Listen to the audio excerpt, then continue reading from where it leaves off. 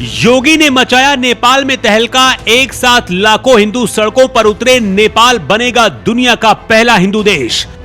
नेपाल में बेकाबू हो गए हालात, पीएम ओपी शर्मा चीन भागने की कर रहे तैयारी, भारत के दखल से दुनिया हैरान।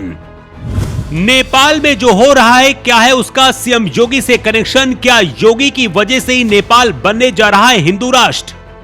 नेपाल में इस वक्त हालात बेकाबू हो गए हैं। इधर मोदी ने आदेश दिया और उधर नेपाल के पीएम ओपी शर्मा चीन भागने की तैयारी कर रहे हैं। लेकिन क्या योगी आदित्यनाथ नेपाल को हिंदू देश बनाने वाले हैं? नेपाल के 80% हिंदू इस वक्त नेपाल में राजशाही की मांग कर रहे हैं और सड़कों पर उतर आए हैं। लेकिन योगी की लगाई चिंगारी कैसे नेपाल में ज्वालामुखी बन गई, उससे पहले आपको इस वक्त नेपाल के हालात के बारे में बताते हैं। 2008 से पहले नेपाल दुनिया का अकेला हिंदू राष्ट्र था और देश में लोकतंत्र की जगह राजशाही का शासन था। लेकिन नेपाल में 1996 से 2006 तक चले माओवादी विद्रोह ने नेपाल से राजशाही को खत्म कर दिया। 28 मई 2008 को नेपाल को संघीय लोकतांत्रिक गणराज्य घोषित किया गया। लेकिन महज 17 साल में ही जनता का लोकतंत्र से मोह भंग हो गया और अब लोकतंत्र हटाकर राजशाही लौटाने और देश को फिर से हिंदू राष्ट्र घोषित करने की मांग की जा रही है।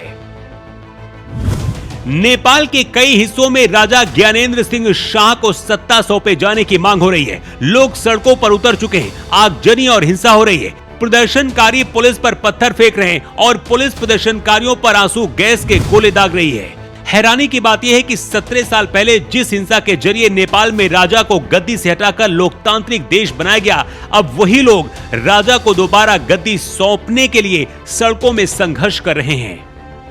हालातों का अंदाजा आप इस बात से लगा सकते हैं कि काठमांडू के कई इलाकों में कर्फ्यू लगा दिया गया है, एयरपोर्ट बंद कर दिए गए हैं। नेपाल में सबसे ज्यादा हिंदू आबादी है और ये दुनिया का इकलौता हिंदू देश था। अब फिर से नेपाल को हिंदू देश बनाए जाने के लिए क्रांति शुरू है। पूरी दुनिया की नजर इस वक्त नेपाल पर है। लेकिन नेपाल में योगी आदित्यनाथ की चर्चा क्यों है? क्यों नेपाल में हिंदू देश बनाए जाने को योगी से जोड़ा जा रहा है और योगी की तस्वीर नेपाल में क्यों लगाई जा रही है? क्या प्रधानमंत्री मोदी और योगी मिलकर नेपाल को हिंदू देश बनाने की तैयारी कर रहे हैं? क्योंकि नेपाल की ओली सरकार ने भी कुछ ऐसा ही इशारा किया है। लेकिन पहले आपको बताते हैं कि आखिर योगी आदित्यनाथ का नेपाल से कनेक्शन क्या है। नेपाल की राजनीति हमेशा भारत से प्रभावित रही है। ऐसा कहा जाता है कि काठमांडू स्थित भारतीय दूतावास से नेपाल की राजनीति चलती है। नेपाल की राजशाही व्यवस्था से भारत की दक्षिणपंथी राजनीति का अच्छा संबंध रहा है। 1964 में नेपाल के राजा महेंद्र को राष्ट्रीय स्वयंसेवक संघ ने नागपुर में मकर संक्रांति की रैली को संबोधित करने के लिए आमंत्रित किया था। इस आमंत्रण को किंग महेंद्र ने स्वीकार किया था। उनके इस फैसले से उस दौरान की भारत में कांग्रेस सरकार असहज हो गई थी। तब आरएसएस की कमान गोलवलकर के पास थी और उन्होंने ही किंग महेंद्र के आने की घोषणा की थी। नेपाल राज परिवार का रिश्ता गोरखनाथ मठ से भी बहुत गहरा रहा है। गोरखनाथ पीठ के पूर्व महंत दिग्विजय नाथ ने नेपाल के राजा त्रिभुवन को सत्ता में फिर से स्थापित करने में सहायता की थी। महंत अवैधनाथ ने माओवादियों के खिलाफ और नेपाल में राजशाही और हिंदू राष्ट्र का समर्थन किया था।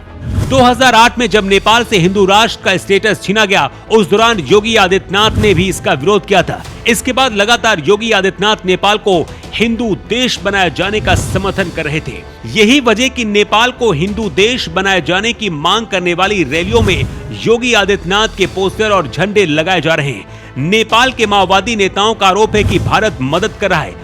अगर ये सच है तो फिर नेपाल बहुत जल्द फिर से हिंदू देश बनने से कोई नहीं रोक पाएगा, क्योंकि इस वक्त नेपाल के 80% हिंदू एकजुट होकर नेपाल को हिंदू देश बनाए जाने की मांग कर रहे हैं और फिर से नेपाल को राजशाही की मांग कर रहे हैं। क्योंकि 2008 से नेपाल के हालात बिगड़ते जा रहे हैं। अगर नेपाल में राजशाही लौटती है तो भारत का दखल नेपाल में बहुत ज्यादा बढ़ जाएगा और चीन ये बिल्कुल नहीं चाहता है। खबर तो ये भी है कि नेपाल के पीएम केपी शर्मा ओली चीन भागने की तैयारी में है। लेकिन क्या नेपाल को हिंदू देश बनना चाहिए? आपकी राय क्या है?